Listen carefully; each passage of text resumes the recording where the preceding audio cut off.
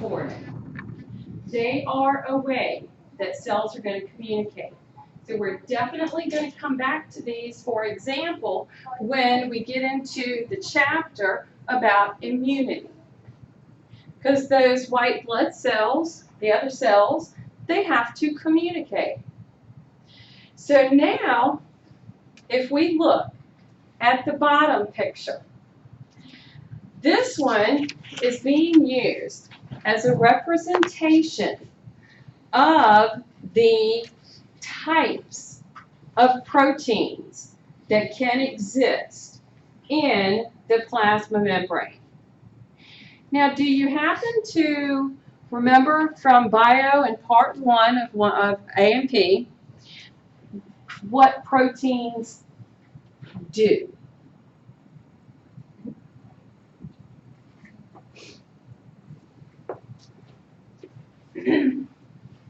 One of the things they do, they help speed up reactions. Okay? They help us with the catalyst function. Some of them are going to be that ability for a material to move across the plasma membrane. What's the job of the plasma membrane?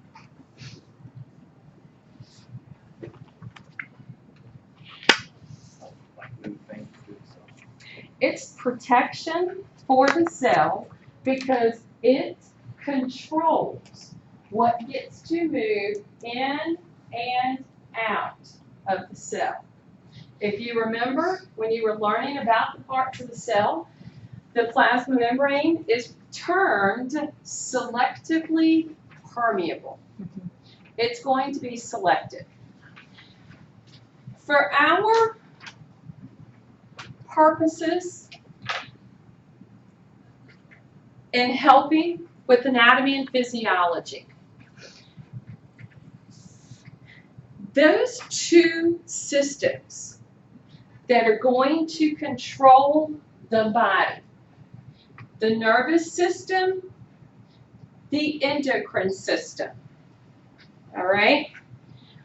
In the nervous system, and we'll use a generalized nerve cell. Not sure if you guys remember.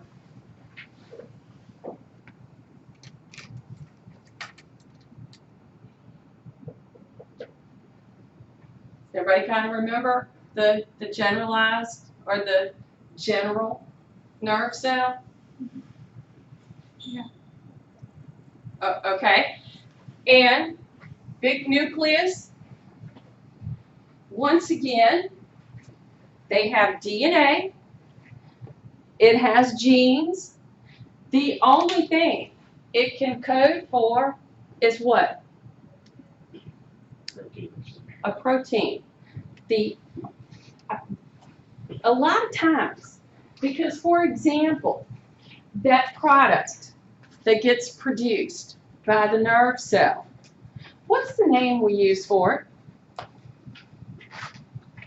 What?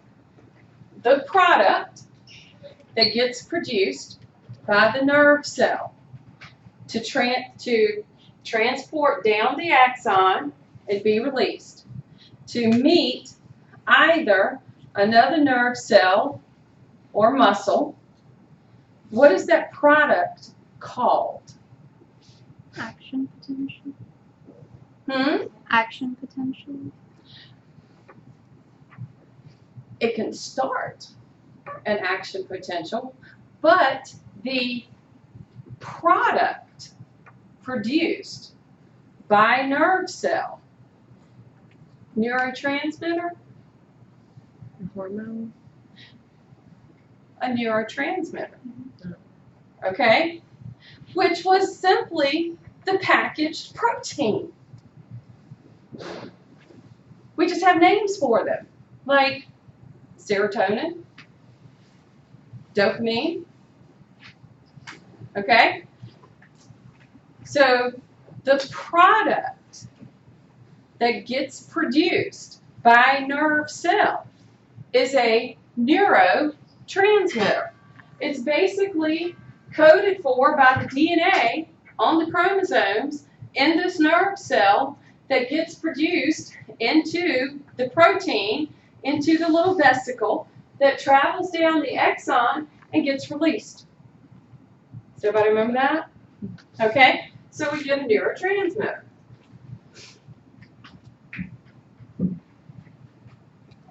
Everybody with me? Okay?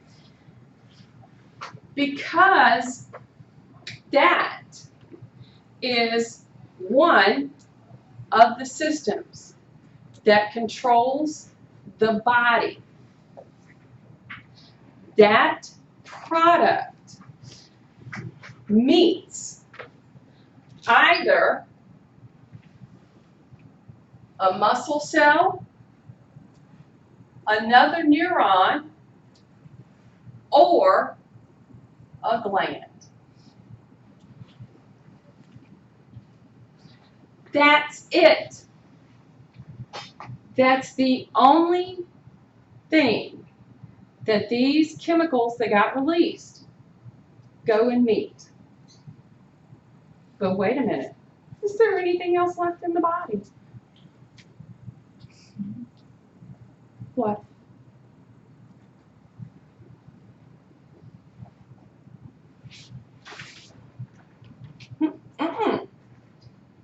We're either skeletal muscle, smooth muscle, another nerve, or a gland.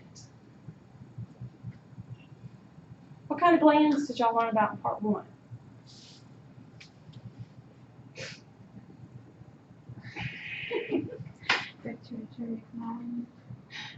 We've got our glands of the endocrine system.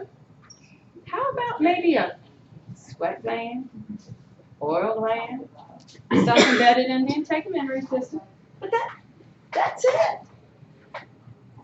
So this is the reason why the nervous system is one of the reasons, or one of the systems that controls.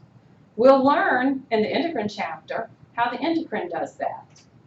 Oh, it is such a cool system. So now, based on something that we remember from part 1, what neurotransmitter did you learn about in part 1? Should have learned about it affecting skeletal muscle. Y'all remember. You're going to remember. Start it with an, oh, I see a hand. Acetylcholine. Yay. Acetylcholine. Does everybody remember that? Okay. So, for our purposes today, we're going to look at that neurotransmitter, acetylcholine. So now, let's pretend that this plasma membrane that I'm working with is a muscle cell. On the inside, I carry a little bit of that negative charge. The outside is more positively charged, okay? Do you happen to remember what chemicals might be out there to give it a little more of that positive charge? Do y'all remember the sodiums?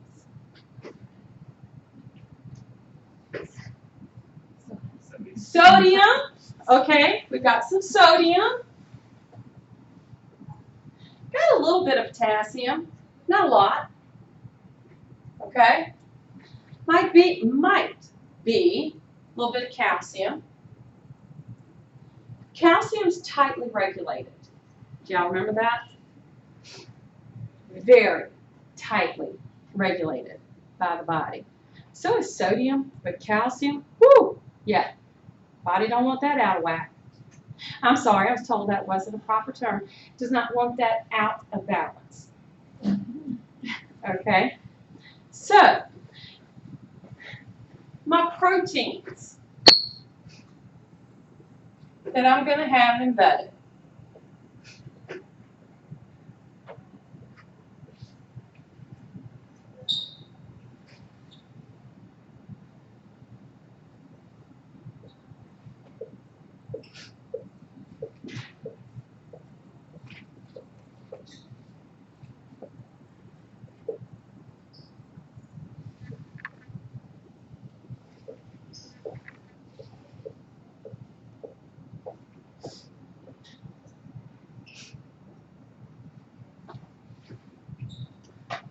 One of them that will be embedded is just simply a leak channel.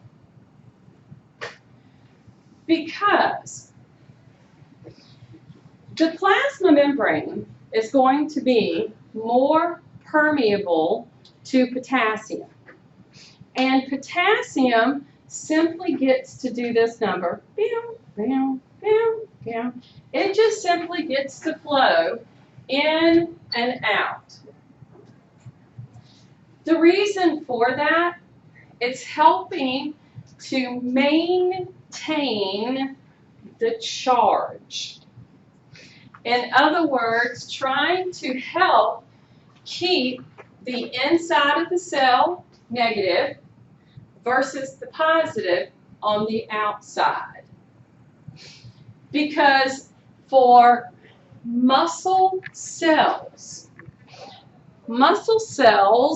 have what's called the resting membrane potential. Do you remember that?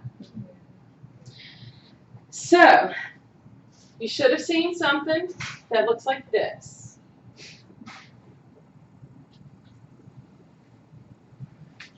Okay? Where this is 0, positive, negative, positive, negative. Muscle has a resting membrane potential.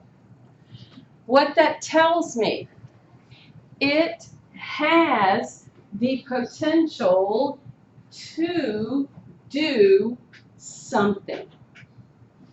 So, if you remember, you probably saw a number like negative 35.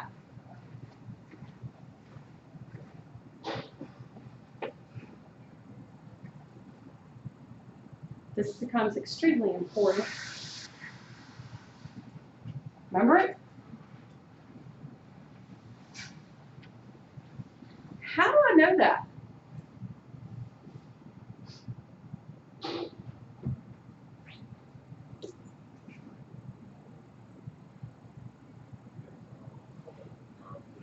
Skeletal muscle.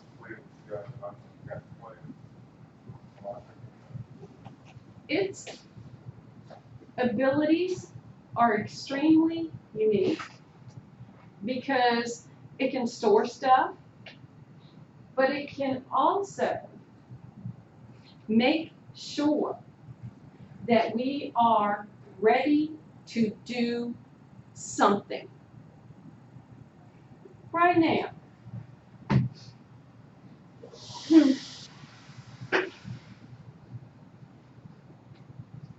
I'm sitting, not doing anything. 10:55. When I get and say, okay, y'all, see y'all Thursday. I want to be able to and woof out of here, right? Come on, now what do you do? So, I got to make sure my muscle is ready to do that.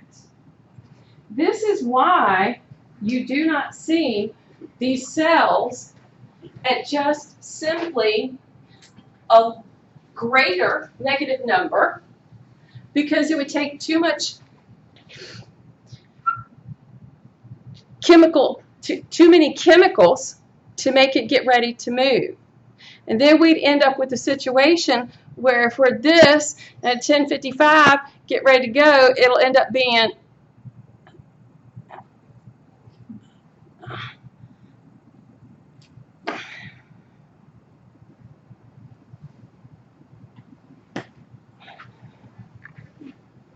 okay?